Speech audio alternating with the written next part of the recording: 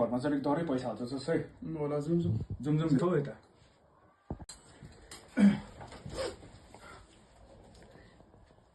खेल्छ ल बाजे खेल केटाहरू एकछिन पक भनेको अरे भाइ भन मेरा भाइ हो भन्ने अन्त भन मेरा भाइ भन्ने हेर्दै तेरो दाजुहरूको छ कि भाइहरू छ भट्याउन आउँदैन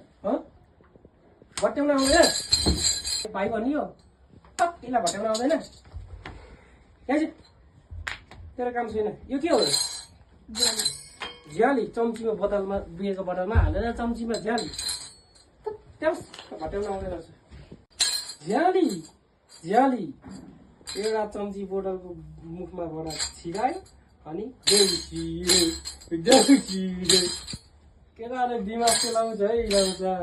तँलाई अलिक भट्टेन आउँछ भाउ अर्कोलाई आउँदैन नि त तिमीहरू यत्रो लङ्गुर छस् अनि भाइ भन मेरा भाइ भन्दा तिमीलाई रिस उठेको उठेर भन्दा उठ्यो ल तँलाई भट्टेन आउँछ लु भट्ट्या आहै हामी यसै देउसुरे आहै आएका हैनौ देउसुरे आहै बलिमा राजाले देउसुरे आहै पठाएको देउसुरे एकछिन पक्ष भाइ त्यो बलि राजा कहाँ हुनुहुन्छ अहिले याद भएन नि मलाई अन्त बलि राजाले पठाएको भनेन माथिबाट सिधै झर्दा आउनुभयो अनि तिमीहरूलाई पठाएको यता देउस खेल्नु आएको छैन बलि राजा आएन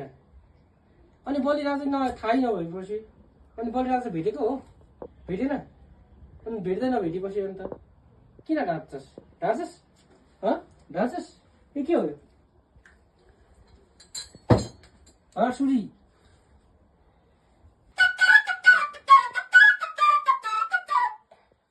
राम्रो बद्दो रहेछ अनि भट्ट्याउनु त्यही हो तँलाई भट्ट्याउनु आउँदैन